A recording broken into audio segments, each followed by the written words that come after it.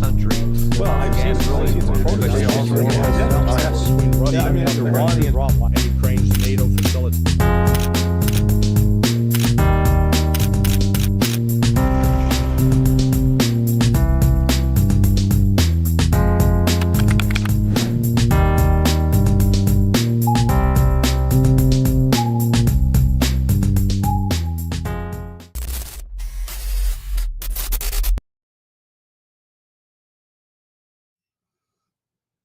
And we are live. Another week, Larry Johnson, my good friend. Yeah. How are you doing, man? Time marches on. We're still alive. That's the good news. And what are the bad news? I'm always worried to ask this question because good news are terrible. Imagine the bad ones. Well, the relationship between Azerbaijan and Russia is deteriorating. And that is, I'm sure, as a result of Western interference. It's an encouragement of Azerbaijan to distance itself from Russia. So, I said this is the West is unrelenting in its desire to destroy Russia and China. And I'm always maintaining those two countries need to wake up and recognize what they're up against. Yeah, Larry, I was just reading this piece that you wrote on sonar21.com just a couple of minutes ago. It's amazing. I it's jaw dropping because they just don't get it. It's too late now, I guess. What would make these people stop? This is the question. So for those who are not aware, Azerbaijan has been raiding and even imprisoning some journalists from Sputnik, right? Well, yeah. Go ahead. Well, no, I just say that the Russian police were investigating this gang of Azeris who were but Russian citizens, but Azeri ethnicity, who were murdering Azeris. Okay, it's not like they were Azeris murdering, some other ethnic group. They're murdering people in their own ethnic group, and so the Russian police arrested him. And in the course of that arrest, one of the guys had a heart attack. It's not clear how the other guy died, but it was presented in Azerbaijan as if the Russian police had gone in and beat him up and, brutally killed him, which wasn't the case. Nonetheless, that became a thing in Azerbaijan. And I wouldn't be surprised that Western propaganda outlets were fanning the flames, pushing the story. And as a result, Azerbaijan has now arrested 7 different Russians. Two initially were Sputnik. One was with another news outlet. So Russia's staying calm about it. Azerbaijan's just completely, out of bounds in how they're handling this. So we'll see. But it's just, again, Azerbaijan. The reason I maintain it's one of the possibilities for the tensions is that Azerbaijan has a significant CIA and Mossad presence. And Israel ran several of its air ops and its attacks on Iran out of Azerbaijan. So, Azerbaijan they're playing a pretty dangerous game is the best way to summarize it. Interesting, because Azerbaijan, in principle, should be aligned with Turkey, not. Well, yeah, and again, which tells us a lot. Yeah, there you have it. I mean, Tayyip Erdogan is one. Again, he's awful. He's completely untrustworthy. And he's dangerous.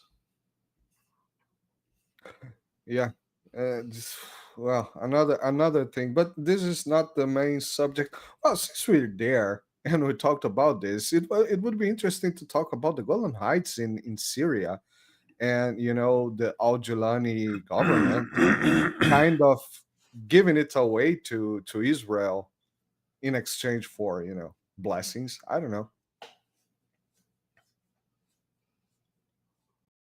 Was that a question?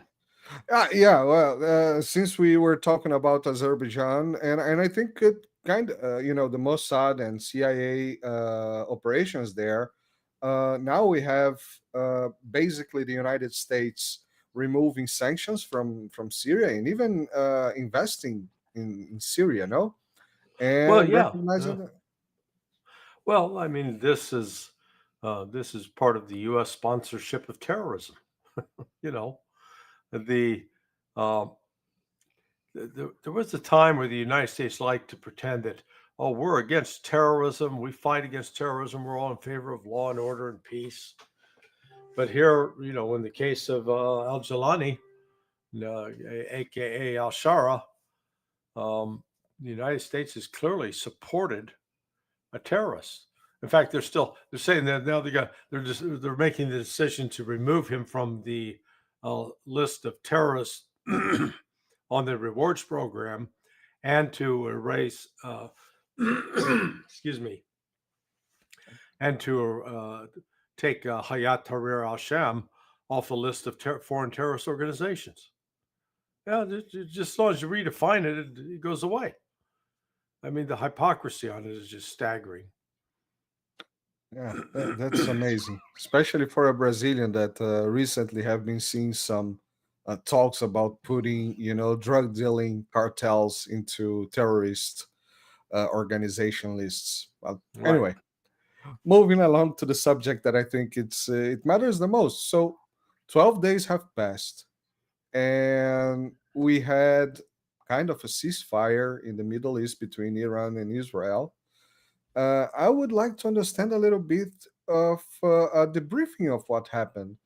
I was reading a post also on Sonar 21 about, and this is something that I haven't seen people talking about. The damage that Iran caused to Israel.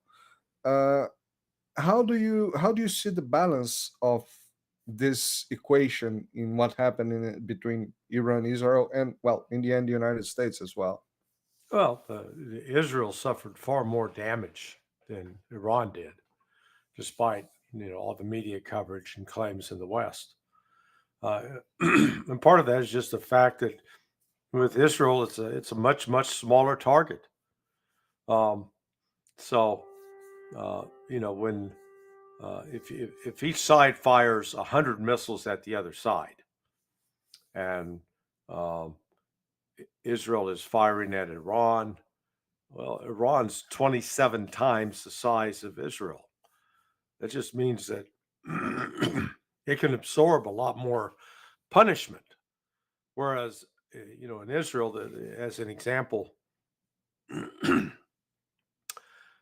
Israel has one international airport. Iran has 29 international airports. So once you shut down an international airport in Israel, nobody gets out of the country by plane unless they're flying on military.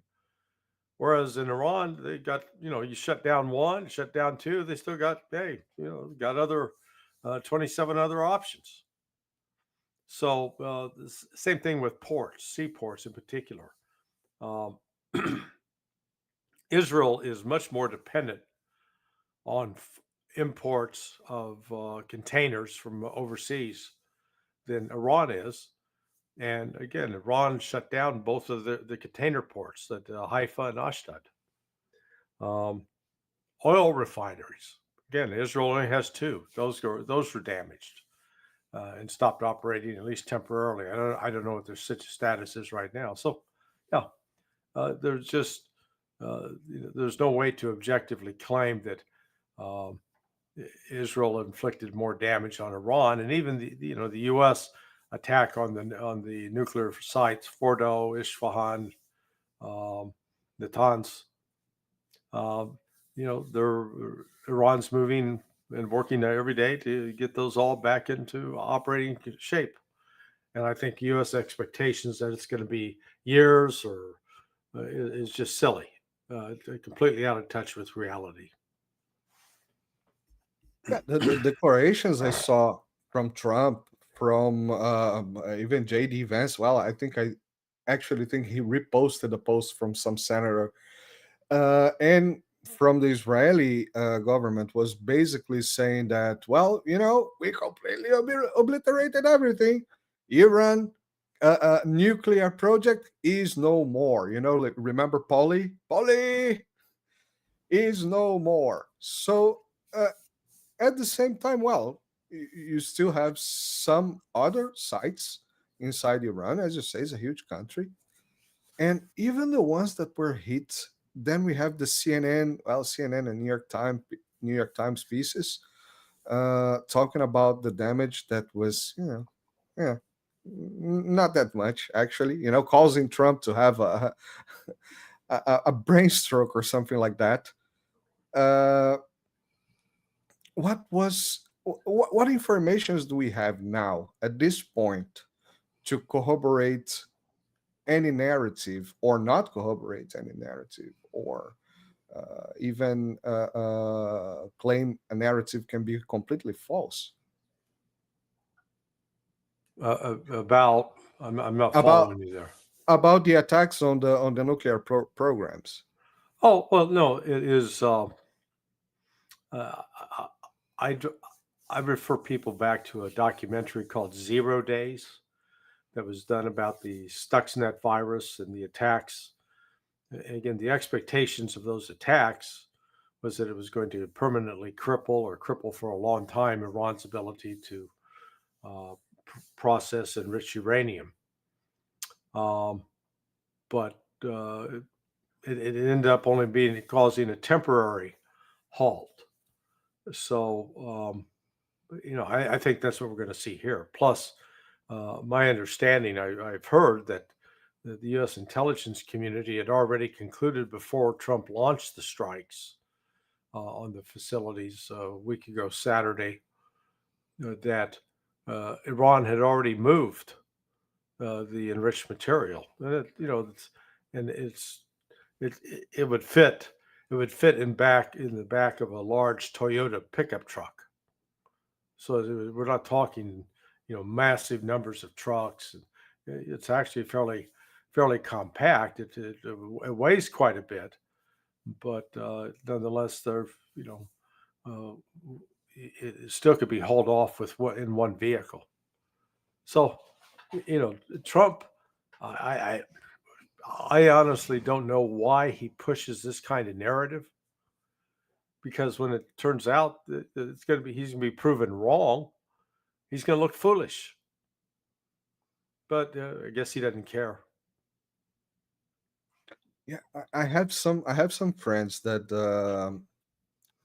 see this as a forced de-escalation on the area by the side of Trump. Yeah, Yeah, let's yeah. said we destroyed everything and get the hell out. But then we have at the same time the dude with the chick's name. What's his called? Lindsay, Oh, saying that no, yeah. no, no, that's not the stuff. What's happening inside the United States, Larry? What's going on there? Is there a Well, rupture? no. Look, Trump was under pressure from Israel to bring this to an end quick, find a off ramp, and you know, I don't know if there were private conversations between Russia and Iran, where Russia counseled Iran, okay, let the United States do its bomb display. You'll be able to build back, but they'll stop the shooting. They'll stop the war right now. Let's get that as an objective. Um, because we do know that uh, Iran's response to those bombings was highly choreographed, completely coordinated with Washington, and designed to just create that off ramp. What wasn't staged was Iran's, the last strikes that Israel carried out inside Iran, and Iran's last strikes inside Israel, which were particularly damaging. So Trump's all over the board. He's pushing to get this big, beautiful bill, as they call it, through. He, made campaign promises about cutting government spending, and here he is vacating those promises. But he's calculating that that this bill, by giving tax cuts to so many people, will make it more, people won't care that we're going into greater debt. Stock market's doing very well. Indications are the economy's growing, not shrinking. You got inflation under control, so he's doing okay domestically. He's got support. It's just, and so, and he keeps lying about what's going on internationally, whether it's with tariffs or with Russia or with Iran. He's just Trump being Trump. No strategic vision at all. Totally in reaction mode. Is he getting proper information, Larry, about this? Because last week we talked about this, about Tulsi Gabbard March intervention on the Senate, Yeah. and I watched the entire clip. She was not being a darling about Iran, but as it was sold by the CNN, they actually cut a piece, a very small piece, and played with it, jiggle a little bit with it. But she was not being, such a darling, but not being also belligerent. She was just, assessing the situation in the view of the United States. Good, bad, not my point here. And then she completely aligned with Trump. Then we see J.D. Vance aligning with Trump. Well, the narrative by Trump. Yeah. This is the interesting part to me, because after everything seemed to be in place, then we have Lindsey Graham, we have CNN and New York Times, and then of course we have the declaration from the Ayatollah saying that we pretty much kicked their asses. That brought him down. Was there no trying to reverse or just stay shut? Trump just staying, just ignore things and moving along. Wouldn't it be a better situation than he freaking out on the internet saying that we destroyed everything, and doubling down on the narrative? Well, no, I don't, I'm not a psychiatrist, but Trump's a terribly insecure person, and out of his insecurity, he's constantly overcompensating. Like, I'm the best. It's always this grandiose language. So, nobody's better than America. Nobody. We got the best army, the best military, the best. And no, we don't. But okay, go ahead and lie to yourself, kid yourself. And then where the Ayatollah comes out and says, "Hey, we prevailed over America." And then Trump personalizes it at that point. That actually attacks the character of the Ayatollah. Completely uncalled for. There are, some of the domestic policy positions of Trump I like, but God, I just the man's he's crude. He is he's just not a good person in terms of how he treats others, and that's reflective of whether you're dealing with just somebody in your own family, in your own household, or here's where he's dealing with other countries. And I think a lot of countries, particularly Putin and some of the Europeans, have come to realize all they got to do is just, you know, pour butter on his ass, you know, and just say nice things about him, and they don't have to mean it, but just say it in a way that he thinks that they mean it, and he'll be. You saw the other day. Oh, see all the nice things Putin said about me. Okay, yeah, yeah. I wake up every day worrying about what Putin's saying about me. Okay, jeez. Well, at least he's not married to Brigitte, so there's a Yeah. good part of on his I don't know. side. I don't know if you saw that Candace Owens piece that's out there, Oh yeah, is it out? Because where she, where she talks I about she got called by Trump. no, not this one. No. Okay, yeah, no, she got Donald Trump called her apparently recently to say, "Hey, stop stop talking about Macron's wife or husband or whoever Or whoever whatever. whoever he she it is." And Candace's response was, "Well, it's not my fault that Macron married a woman with a penis." Was her comment. Very direct. Well, But this but is the kind of show. but the point was Trump was calling her up to say, "Hey, sort of lay off, leave him alone. It's making Macron feel bad." And really, you got to say what? I don't think Candace was making that up at all. It, I never heard about Candice Owens in my life. I never followed her channel. One day I was in Portugal. I opened my phone, outside the window. I opened my phone, and there was this notification. Oh, you haven't seen this in Candice Owens. Then I checked it, and I watched it. It was immediately posted, and then I watched the full video, and I was like, "What?" 10 minutes later, the video was not available anymore. Hmm. Anywhere. I couldn't find anywhere. I searched, I deep searched for it. I haven't found it anywhere. It's fun enough when these things happen. Well, I'm not here to judge.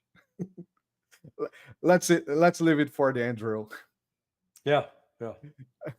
Larry, just before moving to the last subject, one point that you said that is very important is that, well, at some point the internal government of Trump was not bad for the United States, Right. and he was elected in the base of MAGA. MAGA is what? Make America great again. Make America great again is something that, okay, we understand that America is not as great as it was anymore, and we are going to make it great again. All right, I understand this. So let's rebuild the country. Yeah. Do you think that the people that elected voted for Trump? Because recently I've been, zapping his Truth Social, and it's starting to be really annoying to zap his Truth Social, because every two posts there is something like, President Trump is the best president of all time, his own personal Truth Yeah. account. Yeah. Yeah. Or President Trump now has 98% approval rating. Yeah. I mean, I, I could believe 80. I could go with it. Okay, perhaps. But 98, it probably tells me that it's actually true. How is the situation? And do the American people, the voters that vote for Trump, understand that the geopolitical, the outside situation of his government will damage internal economy and greatness of the United States? How do you see his approval now inside the United? You go out, you go to a grocery store, you talk to people, say, what do you think about Trump? People say, what people say, Larry? Well, again, it's going to vary. Uh, the the core of Trump's supporters they're thrilled with what he's doing. and they enjoy his combative nature. Um, those who are, let's say, let's call it the Elon Musk supporters, the Robert F. Kennedy Jr. supporters, the Tulsi Gabbard supporters, people who would traditionally be supporting Democrats and then not lining up behind a Republican. I think his support among them is sliding. It's suffering, and he's hurting himself there. And then you got what's left of the Democrats. I mean, they hate him. So Trump, yeah, I think he's beginning to lose support. Now he gets the big beautiful bill through. Yeah, I think that's going to give him a boost. Does he stay out of? Does he bring an end to the war in Ukraine and an end to the killing, the Israeli murder of the Palestinians? That would help, but I don't think he's going to do that. The United States is just sending yesterday to send a new load of bombs to Israel to drop on the Palestinians. So we continue to have the blood of those people on our hands. So Trump is he's convinced himself that he's the greatest, the best, and will continue to believe that regardless of what happens around him.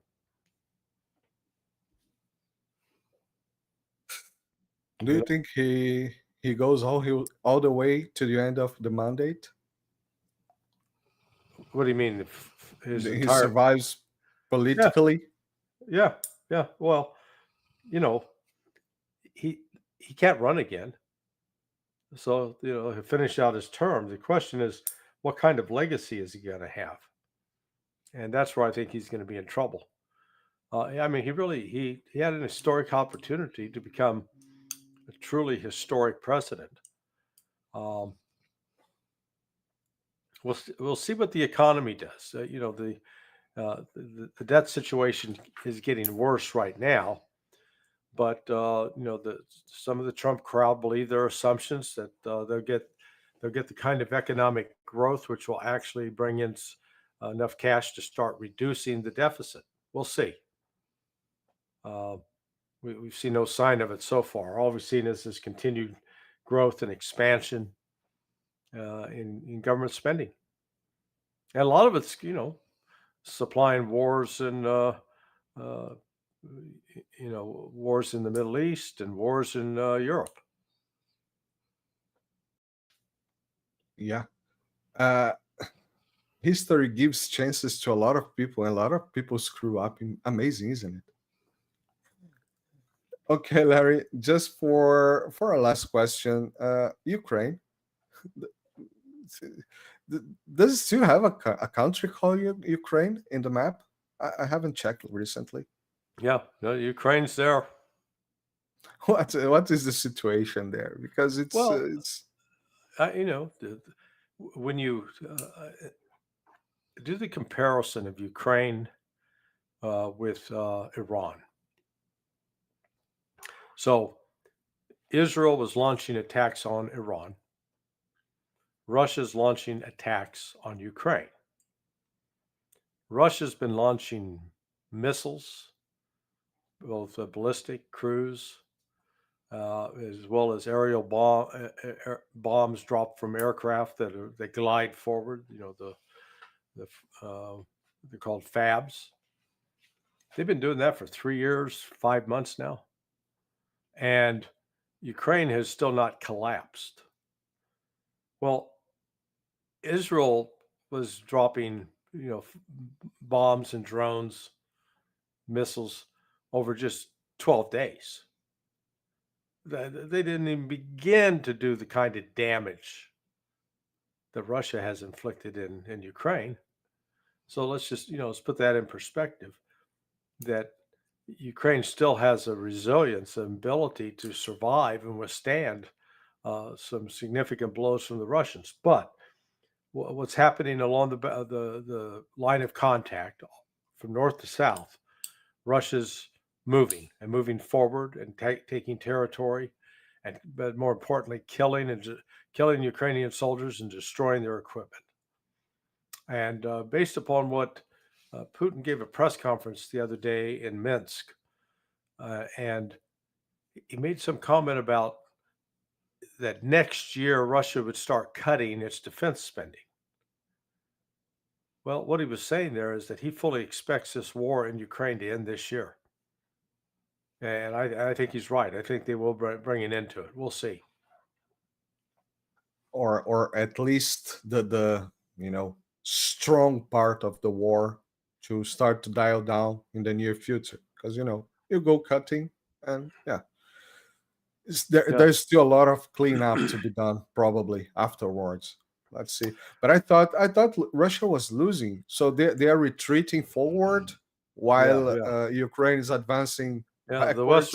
The Western narrative is they're losing, and you've got millions of casualties, and the economies and collapsing. It's just, the lies again.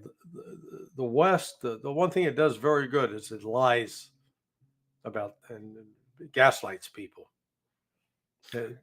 Propaganda becomes a substitution for policy. Yeah, there was just a piece on the Telegraph saying that, there is one thing that Russia sucks is making war. All right. Imagine if they were good on it. It just, look what an outstanding job the U.S. and NATO did in Afghanistan over 20 years. Yeah, Afghanistan especially. $3 trillion, right? Yeah. To substitute Taliban by Taliban. Yeah, just, completely embarrassing. But, we're not good at looking in the mirror. We like to deceive ourselves. Yeah, let's look through the mirror. It's better. Larry Johnson, my good friend. Well, since you mentioned, just to finalize, since you mentioned the situation in Gaza, Larry, I thought it had stopped a little bit, just a little bit. Well, at least dialed down, because there was this war with Iran, and this was much more problematic. What I saw during the days was, every time Iran was punching Israel, Israel was punching Gaza for some reason, just like kicking the dog. Well, actually, that was the only, I think, one of the positive things out of the war from the standpoint of the people in Gaza, is that Israel was focused on Iran. They were not able to conduct the same level of intense operations that they've restarted now in the last couple of days. And killing, again, they're just what the Israelis, they're murderers. They're criminal murderers. And Zionism is, as far as I'm concerned, it's a curse. They like to hide behind God. This is God. We're God's people. Nonsense. But they embrace that theology, and then in embracing it, use it to justify killing babies. They still haven't provided the name of the babies, right? Yeah. And unfortunately, the Palestinians have, probably the names of 17,000 children that have been murdered by these thugs. Just in the last year and a half, a little bit more. Yeah. Larry Johnson, my good friend, thank you very much. So everybody that's watching us, remember to like, share, subscribe to the channels, especially Larry Johnson channels, Counter Currents. It's the channel that he is mostly posting. And you have also the links to other channels like Nima, Danny Davis, Go to Sonar. Go to sonar21.com. Go to sonar21.com. Everything is also linked there. Right. You have the right tab where you can see the posts from the channels. Larry Johnson, my good friend, thank you very much once again. Hope to see you next week. Yes, sir. I appreciate it. Thanks for your time. Bye-bye. Thank you for your time. Bye-bye. See you.